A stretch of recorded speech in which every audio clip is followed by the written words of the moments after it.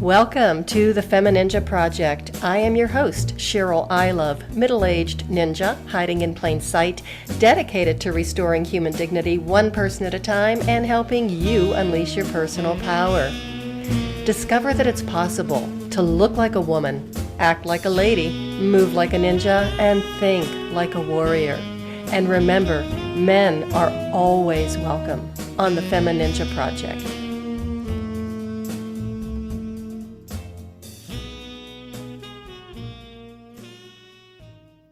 Hello and welcome to another episode of the Femininja Project. And I have such a wonderful guest today. She is such an inspiration. Her name is Melinda Kunst. She is an author, speaker, domestic abuse advocate, a hope dealer, and a hula hooping mama. She is also the host of the Hope When There Was None podcast. She is passionate about helping women finding self-empowerment, self-love, and self-respect. Melinda, thank you for being here. Hello. Thank you. It's an honor. Thank you. Thank you. I'm so excited. I'm so excited too. We already had a wonderful conversation a couple of weeks ago, and I thought, ooh, yay, today's the day I get to have her on my show. So tell us a little bit about yourself, of how you became an advocate for domestic abuse, and how you help women and what your passions are. Oh, sure. Well, back in 2009, let's back up even further. I'm actually a child abuse survivor. And so I knew nothing different when jumping into a relationship when I was a teenager. And from that teenage experience, I ended up marrying my abuser, but I didn't know it because that was normal for me. Finally, after thinking, you know what, there's got to be more. There cannot be it. This can't be it for me. There has to be more. I felt that, I'm very faithful. I feel a big calling with me, with my Christianity, with being a Christian woman. And I knew in my heart, it's like, you know what? I don't think God wants this for me. I really don't think that this is a normal relationship. And I don't know what it was, but I know I was jealous of seeing other couples. I would see them holding hands. I would hear, friends that were going out on dates with their husbands. And it just seemed like they had such a great family dynamic. And I wanted that. So I did approach my then husband. You know what? Maybe we could do counseling. Hey, I really wanted to do this, this, and this. It usually fell on deaf ears. Why do I want to do counseling? Was I screwing around? What was, maybe if I improved myself, if I was a better woman, a better wife, a better mom, perhaps then we wouldn't have problems. It was things like that that got me down. And I believed that. I believed what he was telling me. So I did my best. I did the Power of the Praying Wife. I read my Bible. I kept asking God to change me, which that's not such a bad thing, because I know I still had things to work on, but I never really truly believed that it was all my fault. I did go to my pastor then and asked, okay, this is what's going on. Things are escalating where I'm very fearful. I'm very afraid.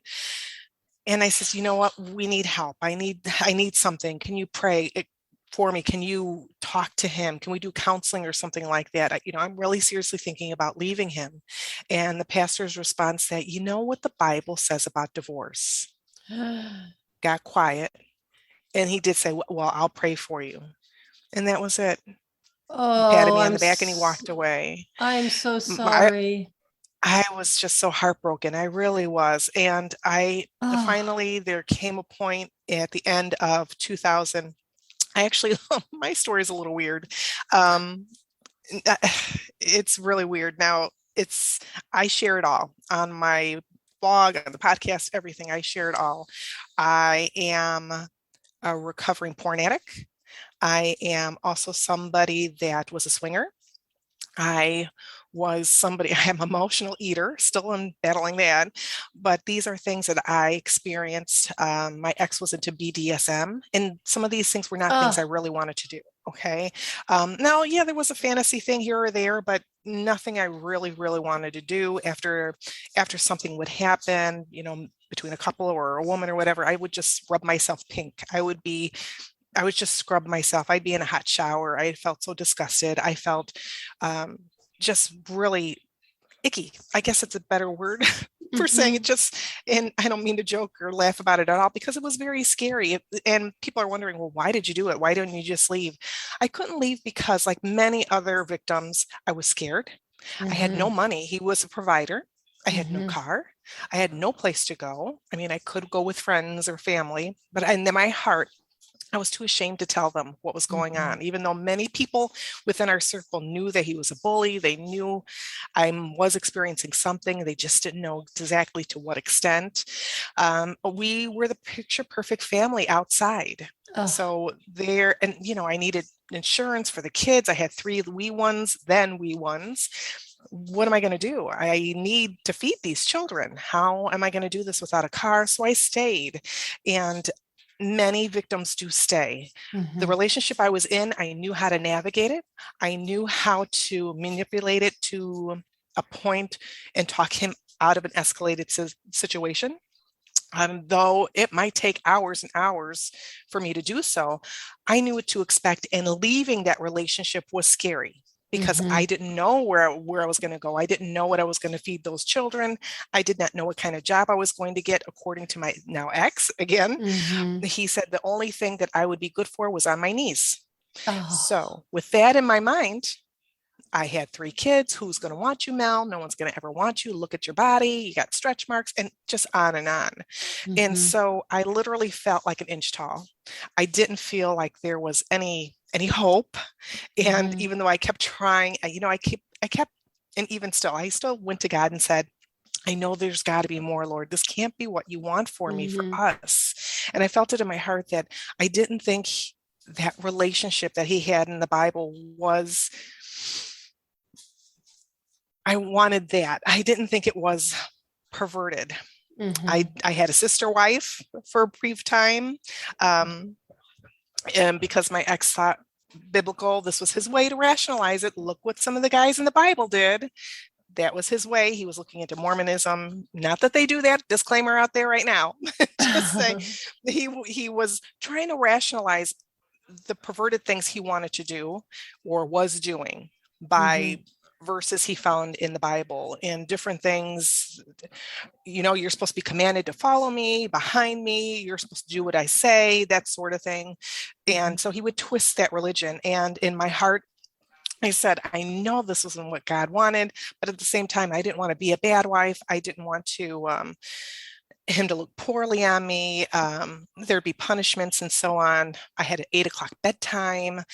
I had to make sure I was in bed by 8 o'clock. Kids could stay up as late as they wanted to.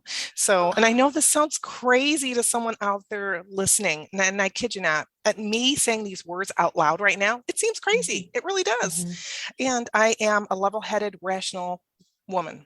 I Mm-hmm. know this. I am. I'm Mm-hmm. smart. I was the Girl Scout leader. I was a Cub Scout leader. I was in the PTO, PTA. Mm-hmm. I ran a mom's club. I did all these other things. I was in the church choir briefly. So, I mean, you saw me out there. I was trying to get away. Really, I didn't want to stay home. So I was involved in a lot of different things around Mm-hmm. town and in my church. So, I mean, it wasn't like I was, I wasn't a Stepford wife by any means. I would get Mm-hmm. blippy, but I wanted to try whatever I could do in order to keep my marriage. I did. I did whatever I could. Like I said, I read Mm-hmm. whatever books. I wore things I did not want to wear. I did things I Mm-hmm. did not want to do because I thought that's what I needed to do in order, one, to survive, but also to try and keep our marriage together. Well, first of all, I'm sure that a lot of our listeners are not thinking you're crazy for what you did or didn't do. And I think a lot of the listeners can really relate to being in that situation because if they hadn't experienced it themselves, I'm sure they know somebody who has. And that's the thing that you hear over and over, well, why didn't you leave? Why didn't you do that? But when you're in it and that fear of going out and trying to do something else, I mean, better the devil you know than what you Right. don't, especially when you've got children that you're taking care of and that you're worried about. I mean, Right. it's not just you breaking free or breaking loose. I mean, there was a lot to consider. So that's why I think the story is so powerful, because there are a lot of women, maybe even men, who are still living in shame or feel like they can't leave. And your story is so inspiring. I mean, it's really tragic, but it goes from tragedy to triumph, and everybody loves a good comeback story.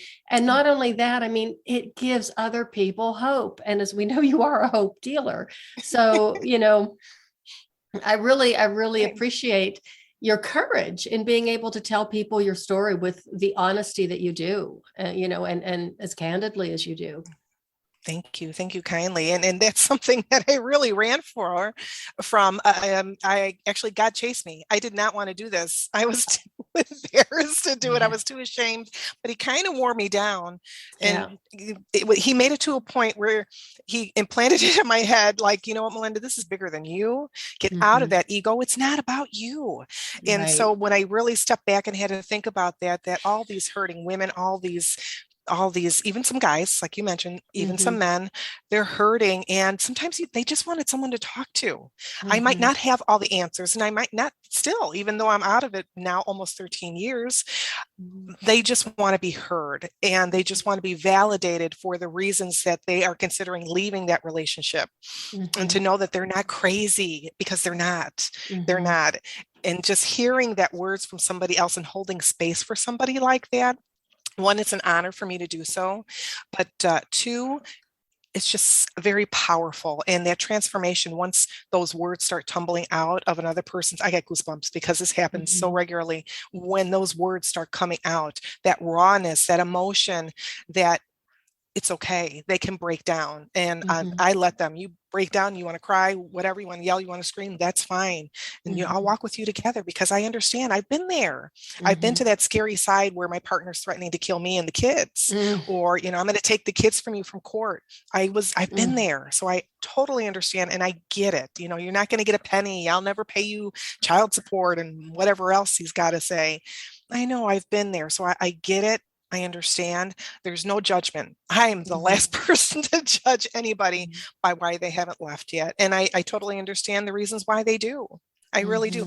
Sometimes I think the only thing that does not anger me, but gets me a little befuddled, is when somebody says, well, I can't leave because I got my stuff there. That's a little frustrating because I did take some of my stuff, and whatever else was left there, it's just stuff. Yeah. I can't be replaced. My children cannot be replaced. The stuff can. There's two things actually I want to say. And the first one was when you're talking about how God finally wore you down.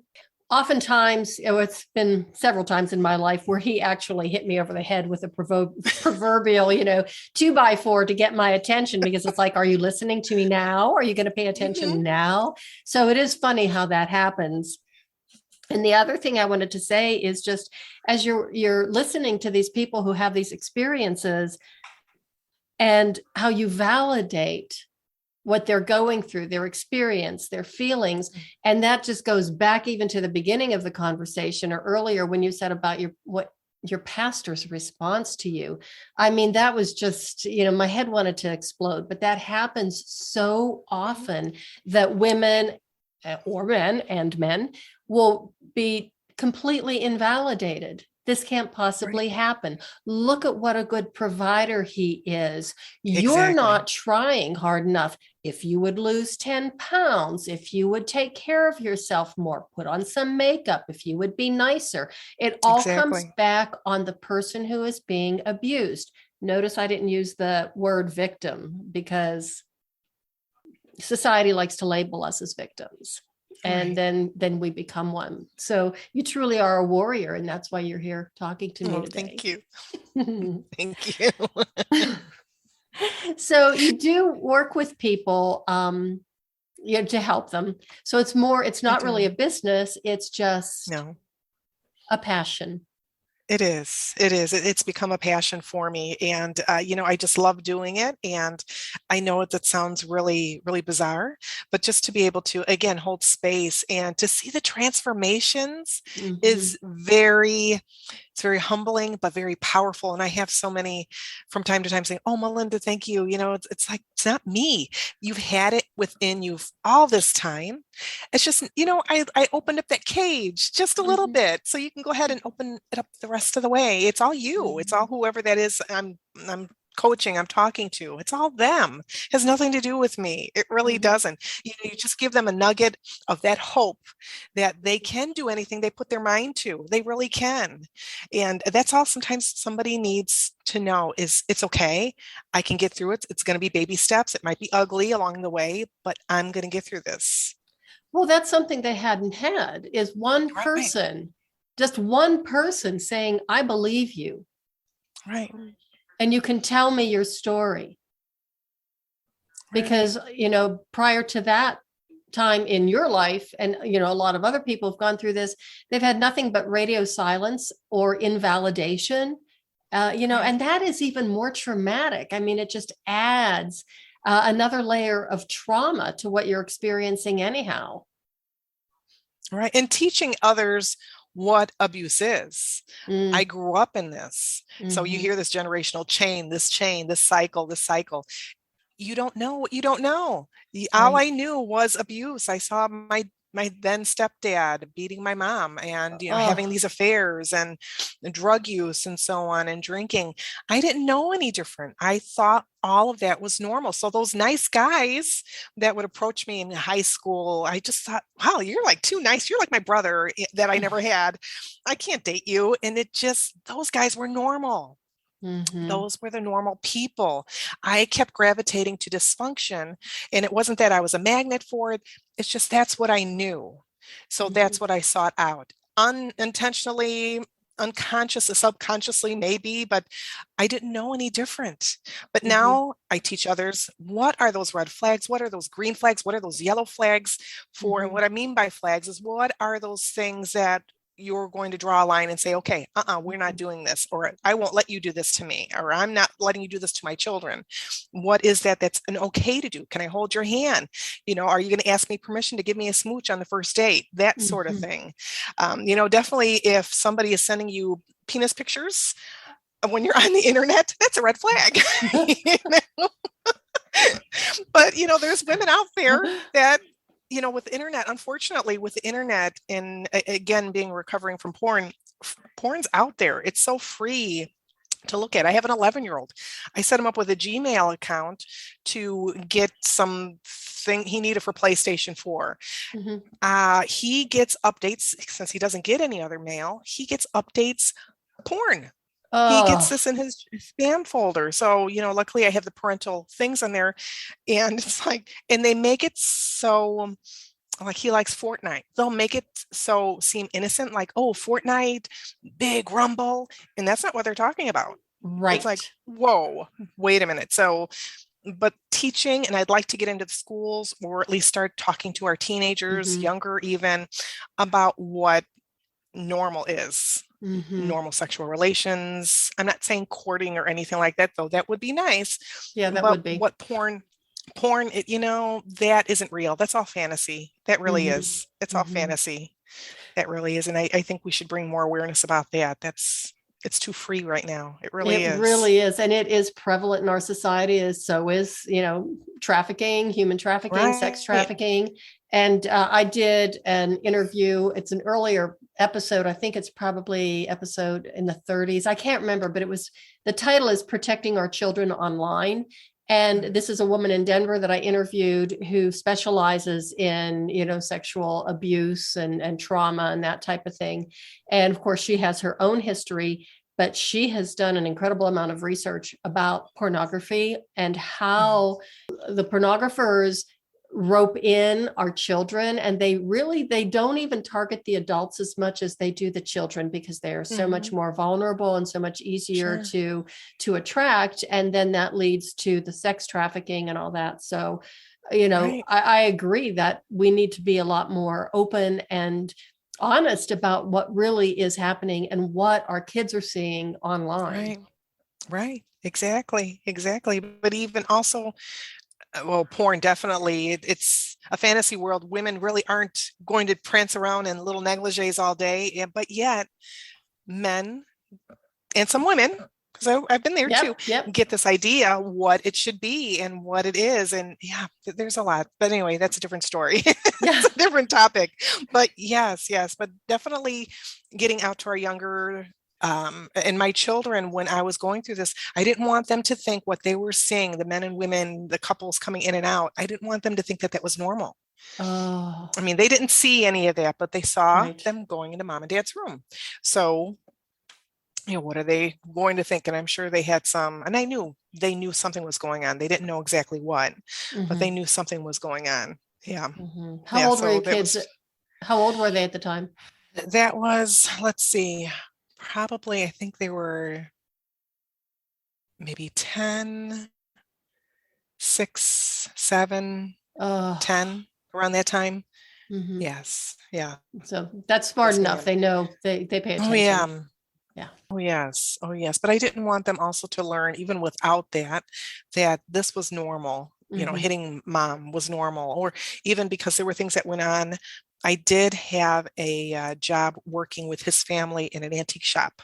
Mm-hmm. And that was really nice. I love that. I love my time away. I did. Mm-hmm. I didn't homeschool the kids on purpose because I didn't want them to be alone with dad. But they Mm-hmm. had like an hour and a half window sometimes where he would be home with them. And that terrified me. It really did. That terrified me. They were not allowed to call me. They, if I called the house, they had to let it go to voicemail because my ex thought that he was jealous of me, saying that I was trying to win the kids' love and I was trying to be the favorite. And who thinks like that? Now I Yeah. can think to myself, who the heck thinks like that? That's Mm-hmm. it's crazy. It really is. And Mm-hmm. it was a crazy way to live. It really was. It Mm-hmm. was. And right, the life I now, you mentioned about a fairy tale, the life I live now is so very vastly different and surreal. Mm-hmm. I couldn't even tell you if you told me I would be living this way 13 years ago, I would have laughed at you. And I've said Mm-hmm. this before. There's no way I would have believed that one, I would survive past 40. I left Oh. when I was 39. The way things were ramping up, there was no way I would have lived throughout that last year in 2009. I wouldn't have survived. There's no way. With the kids, I don't know about that. There was an alleged sexual molestation with one of my kids. Couldn't prove it, but I believe my daughter. Mm-hmm. And he wasn't charged because the time had elapsed too much, unfortunately, legally. And my daughter had said she didn't want to go through the circus of court, so I didn't do Right. it. But I Right. did contact the police to ask. It's like, can I go ahead and charge him? We were already divorced and whatnot, but unfortunately, there was nothing that could be done. So But on the it's other still a sore hand, spot. yes. But on the other hand, at least there is a police record. So if anything Yes. happened to anybody else, you can see you did leave a paper trail. So at least you left Right. that as a parting gift.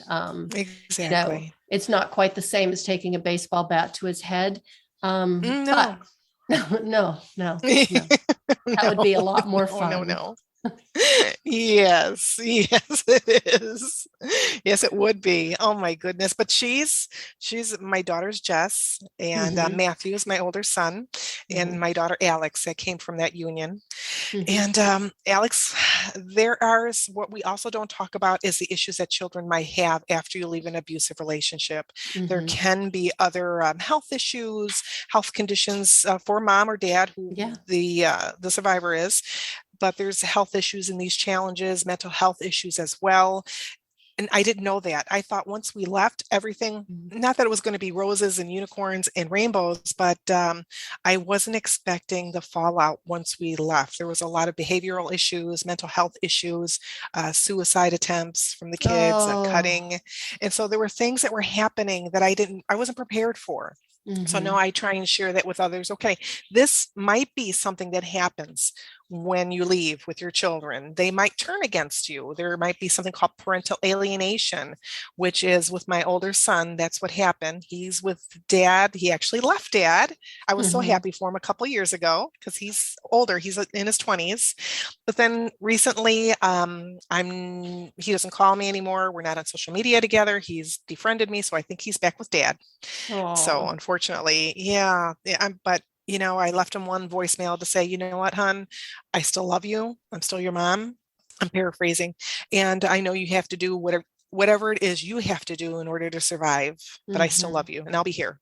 And Yeah. I'll be here whenever he needs me again. He'll Yes. come Yes. back But to that's one you. of the things that can happen. He will. He will. And Mhm. that's another, again, something that is not really talked too much about when you leave an abusive relationship. And I don't want any of this to be scary, the death threats or anything. I don't want that to be scary for anybody because leaving was still the best thing I ever did. I'm Mhm. remarried. I have my happily ever after to Mhm. my tinfoil night. I call him Mr. Awesome. We have an 11-year-old together and I Aw. homeschool. Mhm. So we have chickens, we have ducks, I have a goat, we have dogs, and I do things now to break out of, I call it my bucket list, things that I've always wanted to do because again, the world is my oyster. I can do whatever I want to do. Mhm. And I don't need anyone's permission. Mr. Awesome, sometimes he's with me when I do these Mhm. crazy things. And it's been a fun ride. I feel like if the Lord wanted to take me home today, that's okay Mhm. because I've lived more in these years than I ever have. And I Mhm. actually feel fulfilled. So it's been a blessing, this life, this wild ride that I've been on right now. And it's been fun and just amazing. It really is. It's amazing. And I love it. I do. What an incredible story, or an incredible ending to a very Yes. sad and difficult Yes. time. And there's your hope. There's that message of hope. Yes. And it's Exactly. not really the light at the end of the tunnel. It's just passing through that tunnel and coming out and seeing Wow. yeah, you It's don't even like, know what wow. there, Yes. Yeah. And there there's, were still bumps in the road. of There's still, course, it's it's not life. perfect. There's still things, but yes. But it's, I, for the first, I'd have to say 2 years when Mr. Awesome and I were together, I would wake up in the middle of the night. PTSD, I had Stockholm syndrome and Mhm. PTSD I was challenged with. I would wake up in the middle of the night and I would see his form, Mr. Awesome. His name is Terry, by the way. I would I see love like, Mr. Awesome. I would see his form in the bed. First of all, I'd be disoriented. I was like, where am I? And then I would really freak out because it's like, is this my ex? Mhm. I've had this surreal, disoriented moment where I think, well, maybe I'm dreaming. And I'd literally pinch myself to make sure I wasn't dreaming, that I wasn't having a nightmare, that I was with my ex again. So, I mean, Oh. it was a challenge. And I started doing self-love, which I know we're going to maybe touch on a little bit, but I'm going to do that right now. For the month of February, I've been doing, and now it's the first. I know we're Uh-huh. doing this as a recording, Uh-huh. but self-love, and I'll do it again later this Mhm. year, just because I want to share my journey and what I did in order to heal. And I'm sprinkling in some other bits because I'm always learning. Life is Mhm. always, a learning experience. So I'm learning new techniques, new things all the time, new methods for healing, and so on and so on. So I want to share that with others and to find that light within themselves that I know they all have. Everyone's got it, but it might be buried there a little bit under some sadness, under some desperation, depression, and so on and so on. So I just want to be that light and to give that hope to others to know that there is a happily ever after for them. It really is. It might look Mhm. different, but that's okay. They'll get there. I love the self-love. And we were talking earlier about self-image Yes. and body image. And when you've gone Yes. through something like you did, and some of the other people who might be listening to this, it's so easy to just rip yourself to pieces because, the person closest to you is doing it. So why Right. not? And your self-esteem is just Mhm. so devastated, and Yes. your self-respect is just completely demoralized. I mean, it's almost like you're so broken that you don't even know how to begin to put the pieces back together. So if Right. someone is listening to this and they're wondering, how do I start putting the pieces back together? Or if they know somebody that they want to help, what would you suggest as a very first step? Oh, well, sure. The first step, it's a baby step. They're all baby steps. If you got out of bed today and you got maybe brushed your teeth or washed your face or took a shower. That's a big step. That's some self-love. That's some self-care right there. If you made your bed, that's even better. But just those baby steps, doing something as simple as making that bed. If it's somebody that you love and you see them in a depressed state, or maybe they left an abuser themselves, buy them some groceries, see if they need to go somewhere. Maybe they have an attorney appointment, or maybe they need someone to watch the kids for them. Go and watch those kids for them. Take her or him out on a date. And I don't mean that literally, but go, a gal adventure, go for dinner or something fun, have a game night. And even for yourself, if it's somebody out there that's listening, it's just these small steps. Again, literally, I would go for a walk by myself. I had to start getting used to like me. I didn't like me. I didn't like the thoughts in my head. Some of them were really scary. I didn't like looking at that person in the mirror. I couldn't look at her in her eyes. I saw flaws all the time, all the time. And I was my own worst enemy. Sometimes I would sabotage myself, literally. And I had to learn how to embrace me. I did affirmations. I started journaling, and journaling was if you do nothing today, start a journal. And even if you just write this sucks, okay, maybe a couple words, this sucks, and date it, that's a step. That really is. If you tell somebody your story, maybe ask them to hold space for you. Maybe it's a girlfriend that knows that something's up and you haven't shared it with anybody because you're embarrassed. Ask somebody if they can hold space for you and share your story with them. Sometimes just talking to somebody can help. It's literally like a release, and that can be part of self-love and self-care, really and truly. And if anybody out there listening needs that, I'm here. I'm happy to listen. I really am. And I would be perfectly comfortable talking to you. And I think that, your sincerity just really just comes through so loud and clear.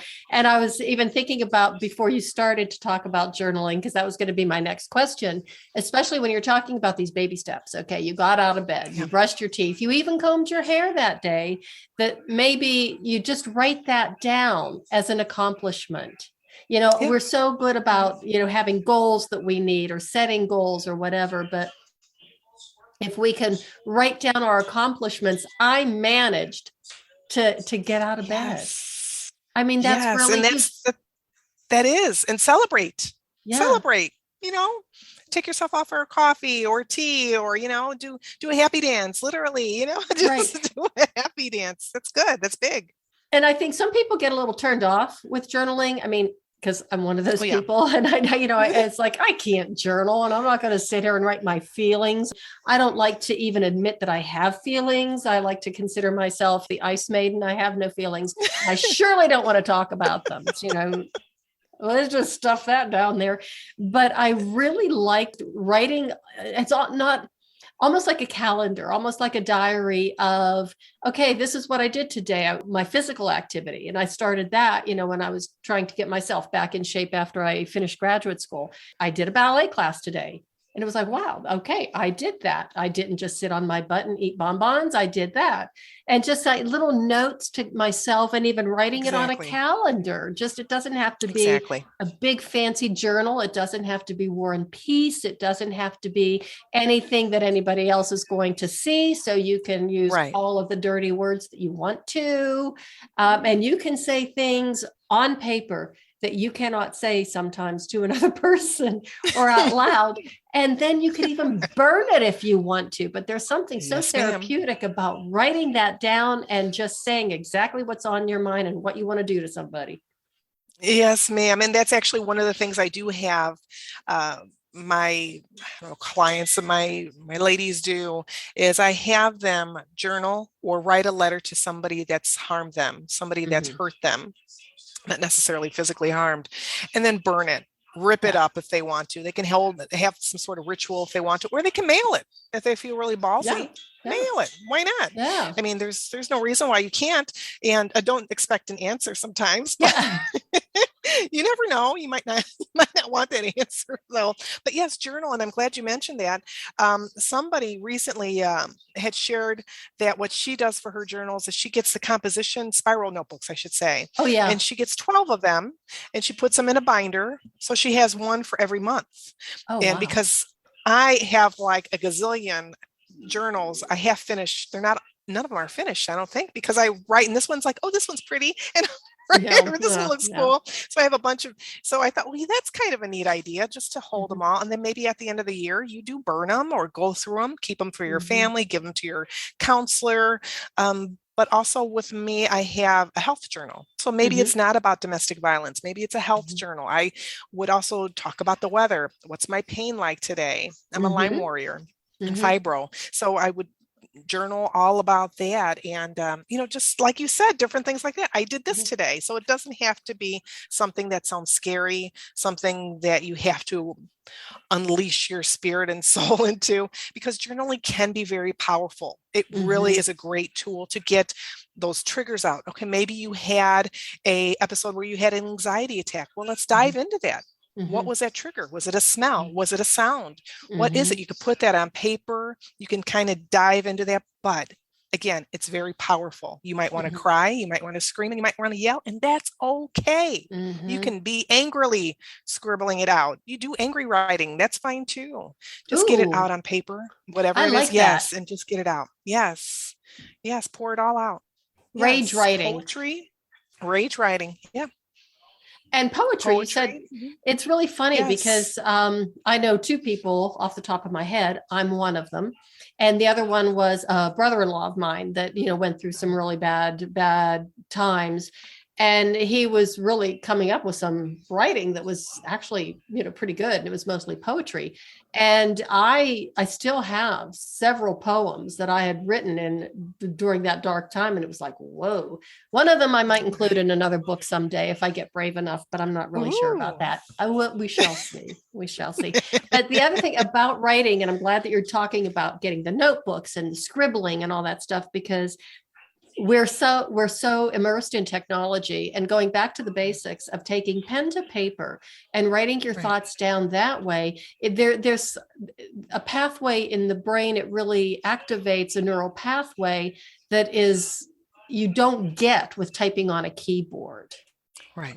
And I can't really remember what it is, but there is something very powerful that stimulates the brain when you are writing something down physically, pen to paper or pencil to paper. Right.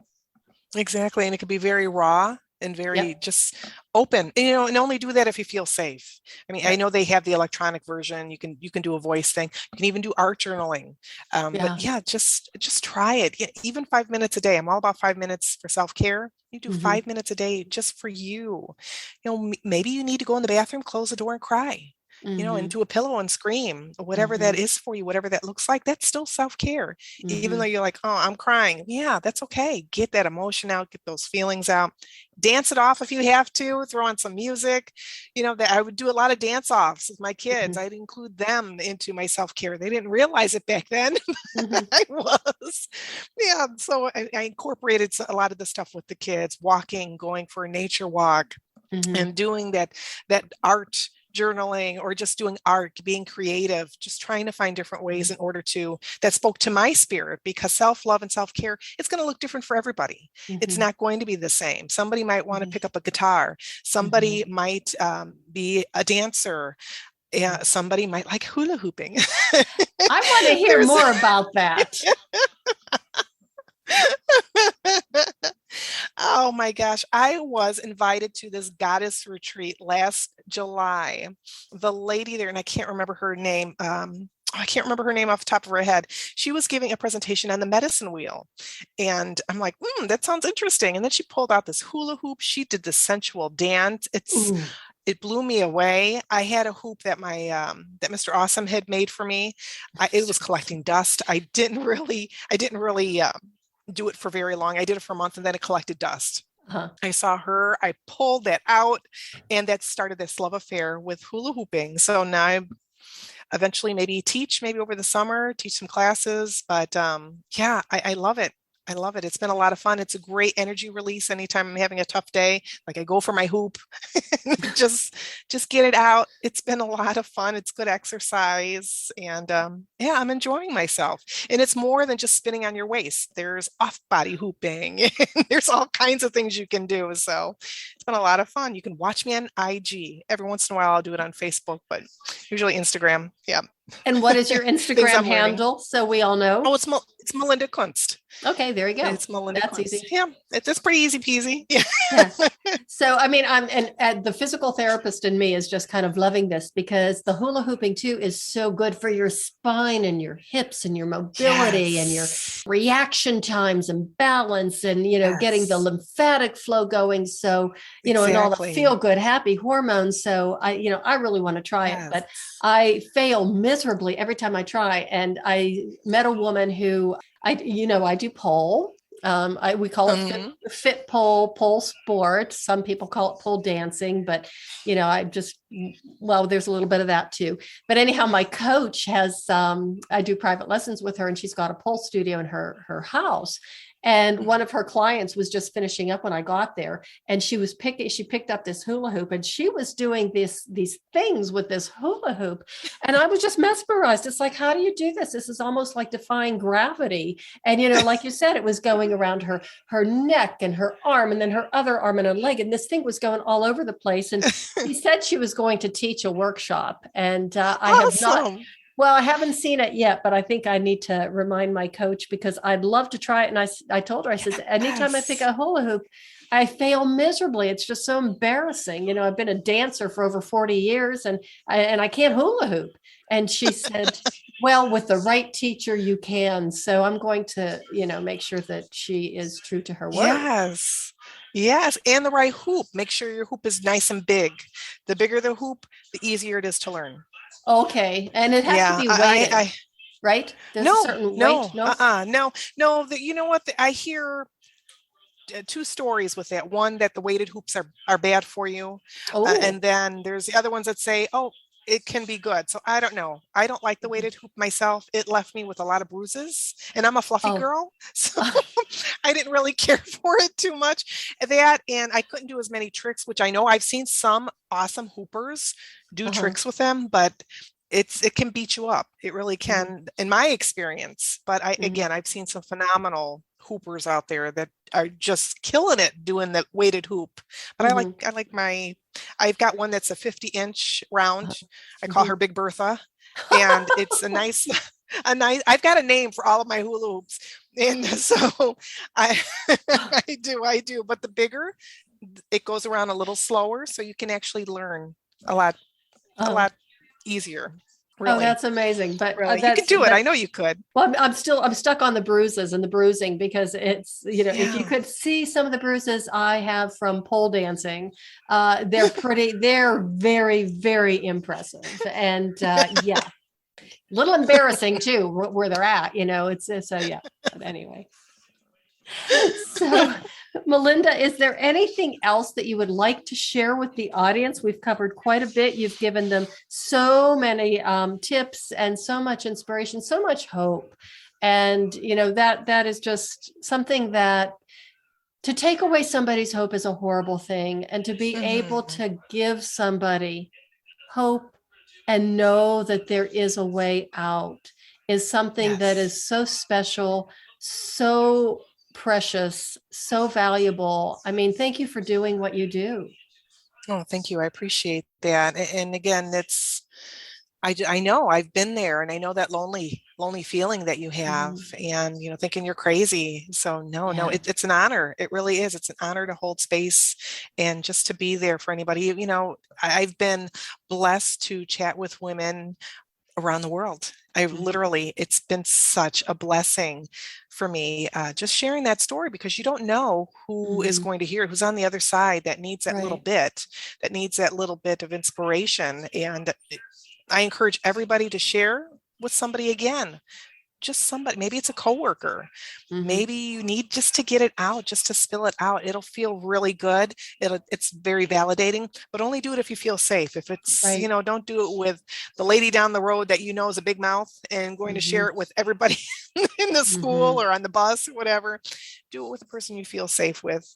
And, it's okay to not be okay. And it's also okay to ask for help, whether it's a counselor, therapist, if you need to tell your doctor you need medication for depression, or to ask them, is this PTSD or am I depressed? It's okay. It's all right.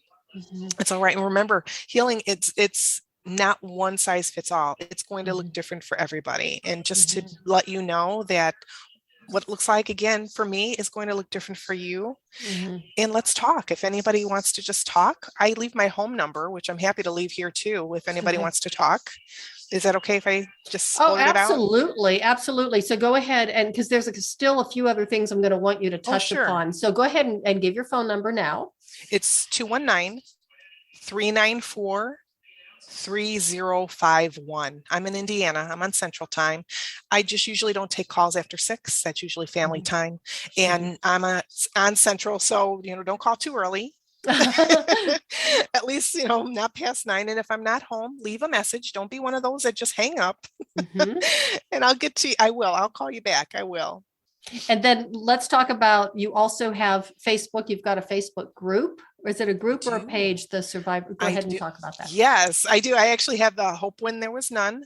It's a page. It started out as a page. And then I just felt that I needed to open up the group, which is a Survivors Cafe. So I have a small group of wonderful ladies on there right now, and they hold space for one another. It's blossomed so much that I love these ladies. I do. And they're from all walks of life, different emotional traumas, whether it's a breakup, not related to abuse. It could be that they were homeless at one point in time. It could be, there's just, maybe their parents were scapegoating them as children. There's a variety of reasons that they're in the group, personal reasons, and they're just fabulous. I love these ladies. I really do. They hold space for one another, for me when I need it. And they're just beautiful, beautiful spirits. So if you're looking for support, you just need to vent, or maybe you just want to stalk the group, that's fine too. Okay. I'm a ninja. We're all about stalking. That's good. Yes. And then I noticed that you've got a free journaling PDF link. Is that? I do. I can email that to anybody, or I know I had that in my video from today.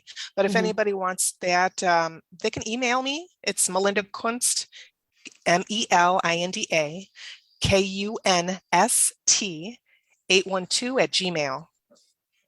Okay. Excellent. .com. And just let me know they're looking for the free PDF for self-love, and I can send that. I have little freebies, so I'm happy to go ahead and send that. It's not a spammy thing. I'll send it to you once, and you won't hear from me again.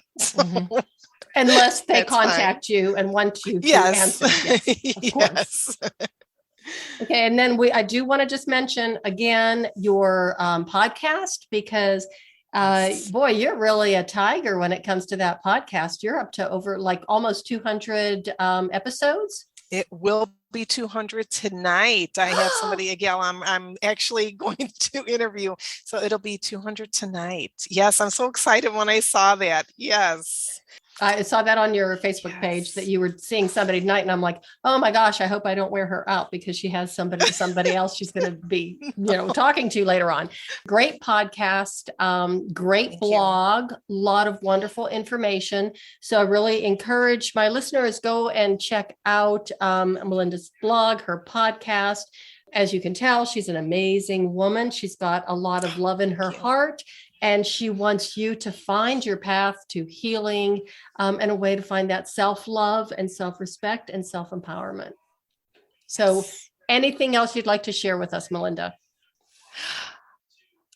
The minute we stop talking, I'll be like, oh, yes. I can't think of anything off the top of my head. No, I can't. Okay. No, I can't. It's just that it's been a pleasure. Thank you. I really appreciate all this. Thank you. Oh, thank you. It's an honor to have you on the show. And once we sign off, if you do think of that, oh, wait, I should have said this, go ahead and write it down, and we will have you come back on the show at another time, catch up, just see what you're up to, see what's going on. If you have anything else that you would like to share with us, that would be awesome. Thank you. Okay. And everybody, thank you so much for listening. I really appreciate it. We both do. And just remember that there is always hope and a path to healing, and everybody's journey is a little bit different, but you can find your way to self-empowerment, self-love, and self-respect. And Melinda can help you get there. And that is the way of the Femininja.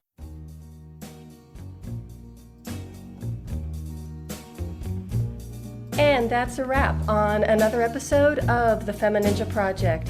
Thank you so much for listening. And remember, be safe, be strong, and until next time, bye now.